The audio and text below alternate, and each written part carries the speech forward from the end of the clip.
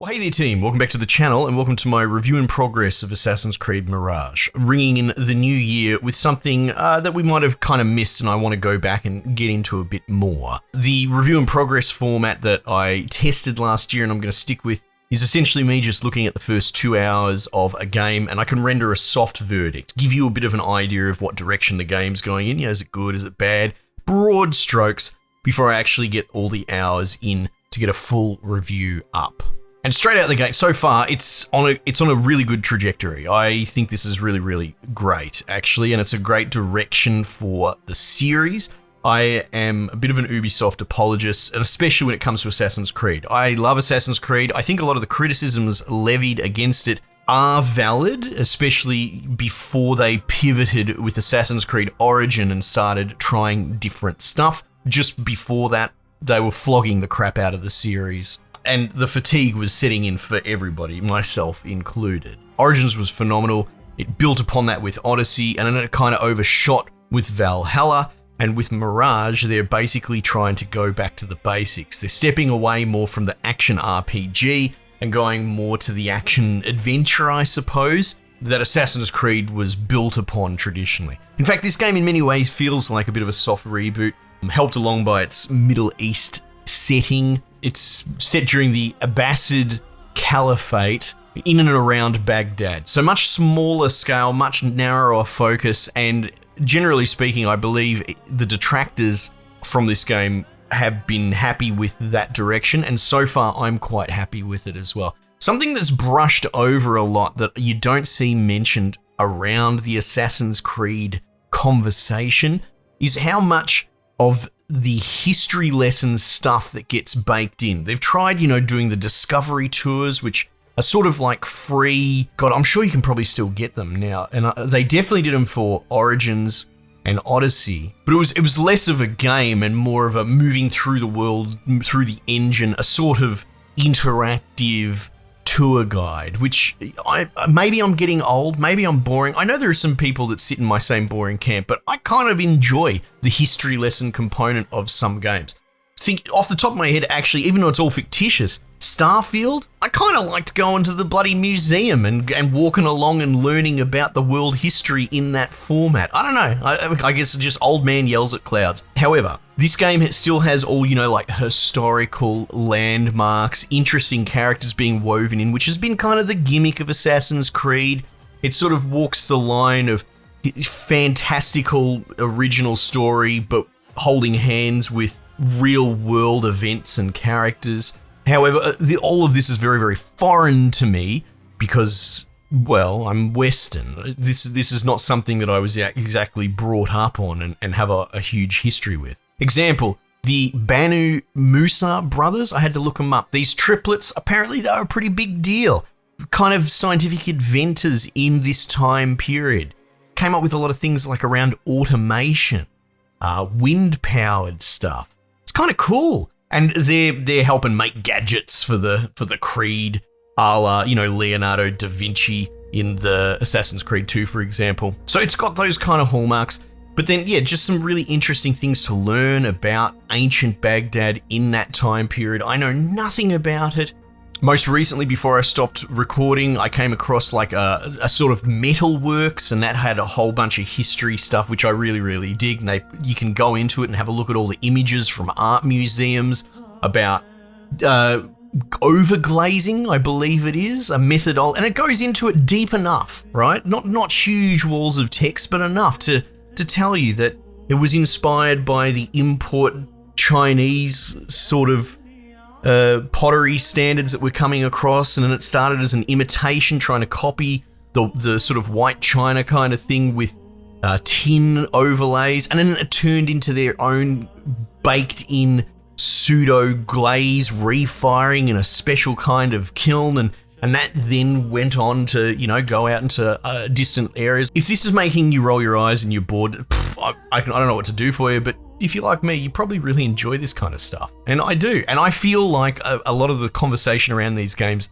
don't actually talk about these things. So I thought I'd take a chunk to put that in there and say that it's all there and it's all really interesting. If you find that interesting, if you're a thinks about the Roman Empire kind of nerdy dude, oh my god, Assassin's Creed Roman Empire, don't tease me. As far as story so far, it's not bad, but I don't know what it's doing, which probably not the best way to start 2 hours. You've got this Basim character, and apparently he was in Valhalla. He's kind of a bit of a big deal. Of course he is, main character, that sort of thing. I don't really know, and I guess we'll find out, because even though I played a chunk of Valhalla, that game was so bloated.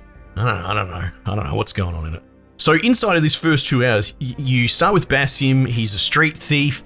He is actually, it's actually a really good start for like a hero's journey. He's very ideologically naive to the point of arrogance, still very charismatic, wears his heart on his sleeve, but ambitious to the point where in very quick form he gets people killed, trying to prove himself, trying to break out of his bubble. Like, so there's a lot of stereotyping story in here, which is not a bad thing actually. It's kind of refreshing to see. So many writers these days seem to think that they're above that and they want to subvert and try and break the fourth wall or whatever. No, this is actually just really good, solid storytelling. However, inside of that 2 hour period, he goes through his arc, he joins the assassins and initiates, and now I'm out in the world and I'm sort of just doing stuff for them.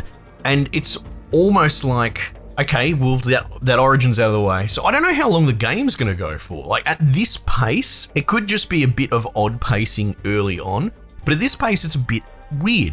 We've essentially had his entire character arc to now where he's basically a bloody Jedi Master 2 hours in. Or not a Master, but he's fully initiated and he's put all his shit behind him. It's still early days. It might come back to bite us. That's fine.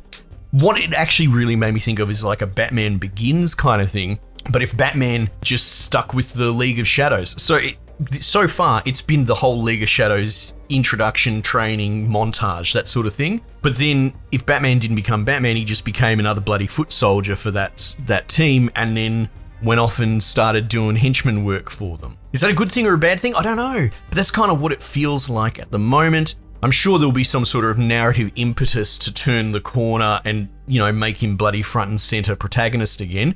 But so far, yeah, it's weird.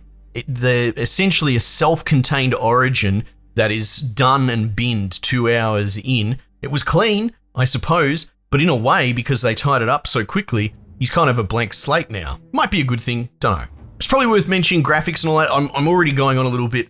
The engine looks beautiful at times. It's really strange. It handles the huge open vistas magnificently. And then when they pull in for facial shots as well, there's something going on there where it's really incredible. But in the in-between, something sort of doesn't sit right super well.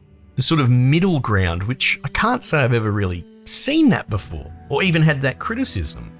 So the engine sort of, under that scrutiny, kind of falls apart a little bit. Well, I shouldn't say falls apart. It all still looks very beautiful, and it's unfair for me to compare it to Avatar, which we covered recently, which I still think is the most beautiful game I've ever played, well, so far. Let's see how the new year goes.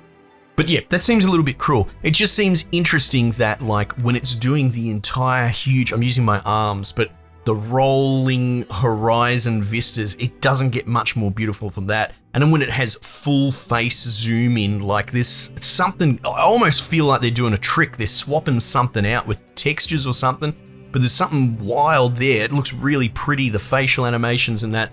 But then, yeah, just the in-between seems to be the weakest link. It's very hard to describe. Gameplay so far, it does seem to be a lot more stealth heavy. I will say, like, the looting, just stealing shit, all that's not nailed down, just hitting baskets and they just explode and you get $2 or whatever. It's kind of addicting, actually. They've kind of nailed it. A lot of X-ray vision, which I don't love, but at the same time, it's a stealth game, so I got to meet them in the middle. I kind of get it. It does work. And yes, look, still very early on, but it looks like the equipment and upgrades have been really simplified, and I'm all for that. Like, you've got sword, dagger, outfit. It has 2 more upgrade levels, like goes level 1, 2, 3, and then I think maybe you can just change the items around as well. And that's about it. Seems pretty simple, which I think is good, going back to the roots, as it were. And I can't forget, The soundtrack's fantastic. I think the Assassin's Creed soundtracks are always fantastic, and it's just incredible and impressive how they come up with something original and interesting and great themes. The themes of the most recent RPG trilogies, I don't know what else to call them, are so memorable, are so fantastic, which was like an impossible task to have them to follow on the traditional Assassin's Creed. I'm not going to bloody sing it for you, but there is a theme to Assassin's Creed's main music, which I think a lot of people would know as an earworm in the background. So you had those three, and then this is got this Middle Eastern mixed in with like electro synth, overdriven hard bass drums. It's the wildest, weirdest thing, but it works really, really well.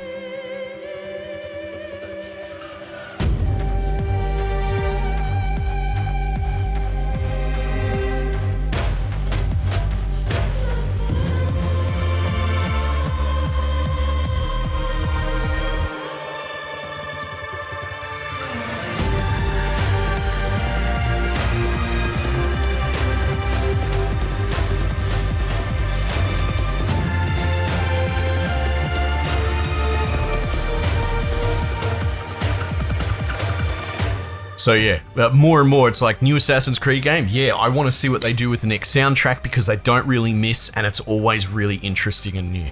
Anyway, this went on for a little bit longer, but hey, look, you have to bear with me. I'm getting back into the rhythm. It's been, a few weeks since I've done one like this, and this is going to be the rhythm going forward anyway. Plan will be to review this fully. I'm still going to do the 5-to-1 exchange amount. It's not quite full AAA price. It's $79.95 Australian, so just below it. So I wonder what that means. Maybe it's going to be a smaller game. I hope so, to be honest, because the bloat in Avatar was wild. I really loved that game. I enjoyed it very, very much, but I feel like they bloated it on purpose to justify its pretty absurd price tag. Anyway, so I'll be putting 16 hours into this and then I'll render a review on the back of that. Okay, cool. This went a little bit longer. They won't always be this long. I apologize. Bear with me as we get our rhythm back. Team, I might just leave it there for the time being and I will catch you guys on the next one.